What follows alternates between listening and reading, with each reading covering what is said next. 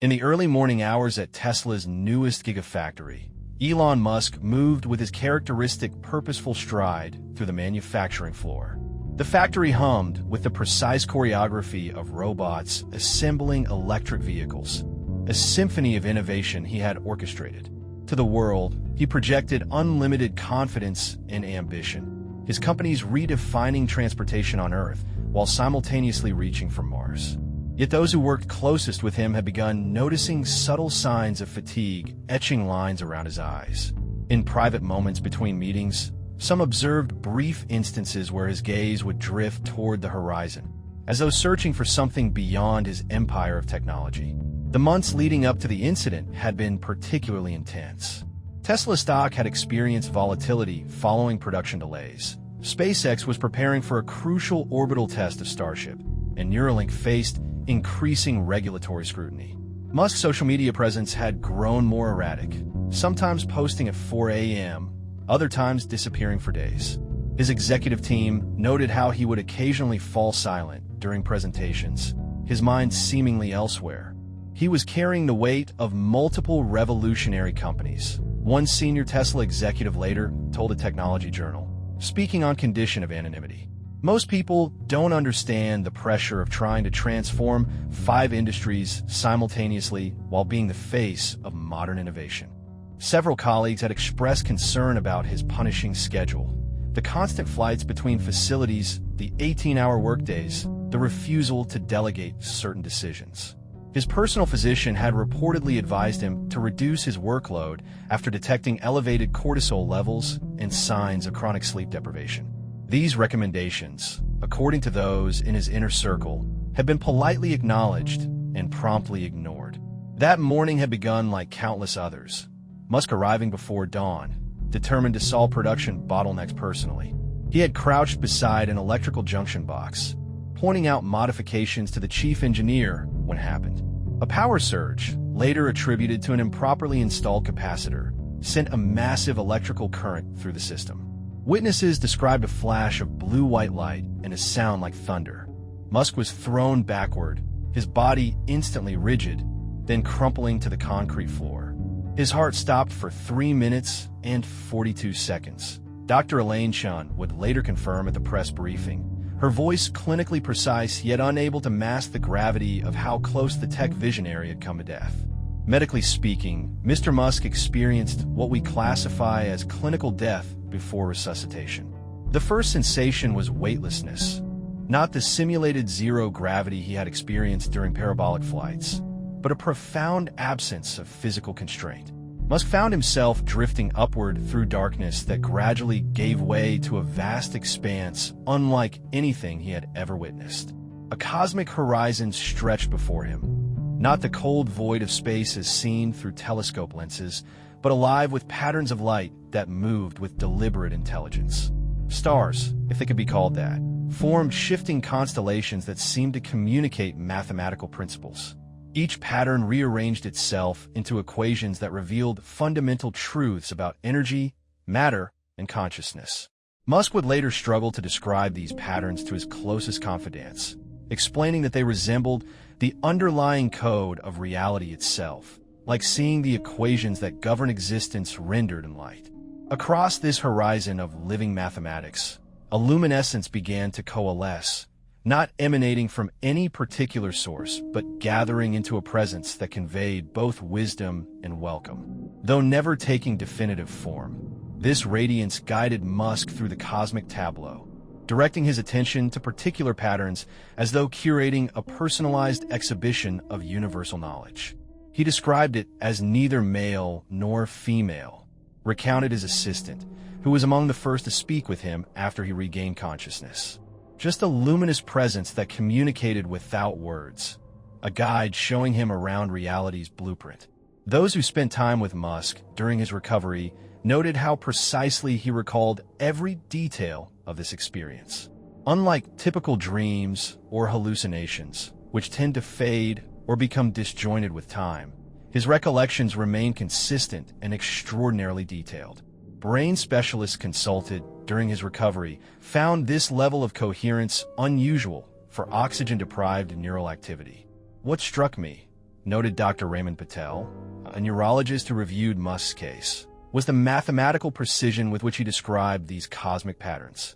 They weren't random images, but followed specific principles of quantum physics and information theory, some of which would require advanced understanding to even conceptualize, let alone hallucinate.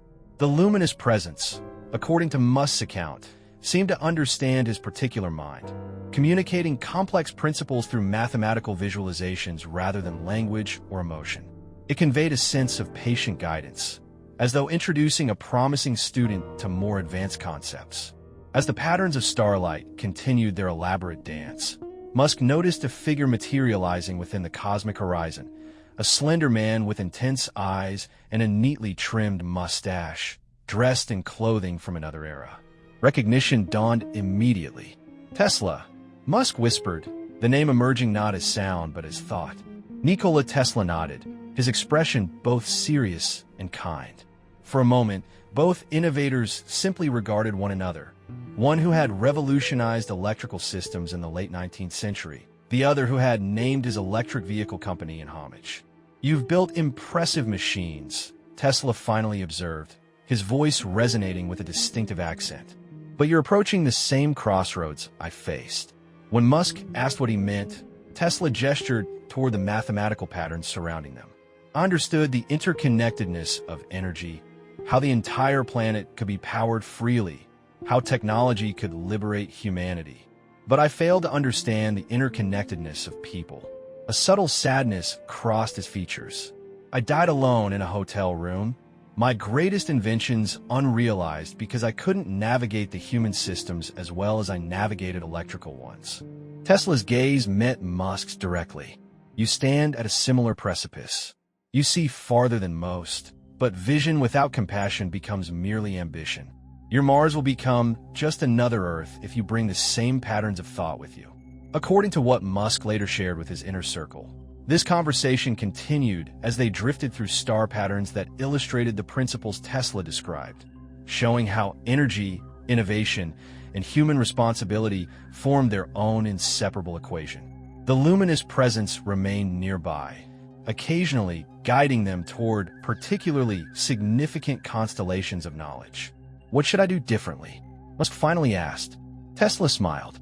"The question itself is the beginning. Look down."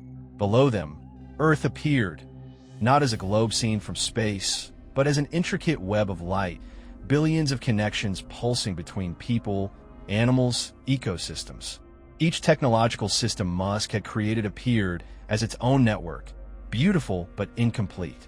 "Technology without wisdom is merely sophisticated destruction," Tesla said quietly. "I discovered this too late. You still have time." The luminous presence moved closer then, its radiance intensifying. Though it never spoke using words, those who later heard Musk describe the encounter noted how precisely he recalled the insights it conveyed, about the true nature of innovation as service rather than conquest, about technological advancement as a means of elevating consciousness rather than merely extending humanity's reach.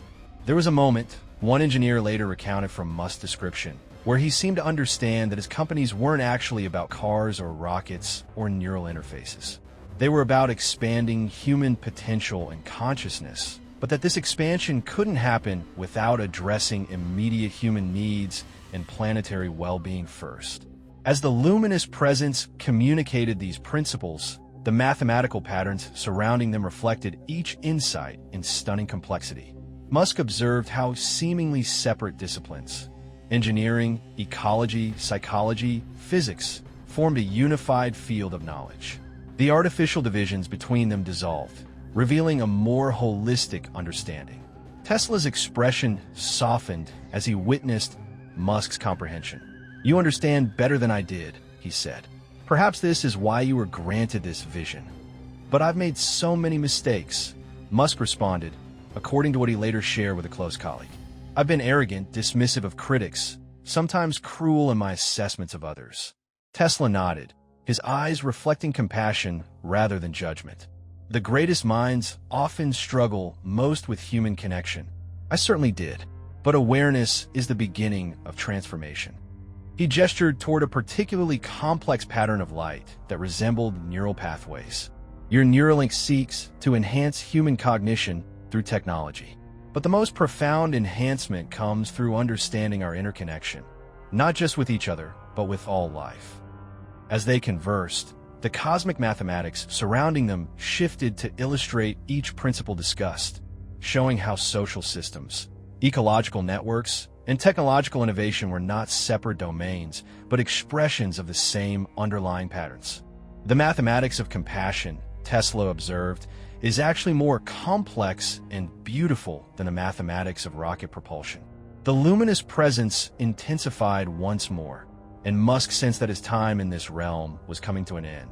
He felt himself being drawn back toward Earth, the cosmic horizon beginning to fade. Remember, Tesla called as his form began to dissipate.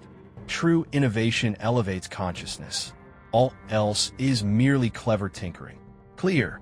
The defibrillator delivered its charge, and Musk's body jerked on the factory floor. Medical staff crowded around him, faces tense with concentration.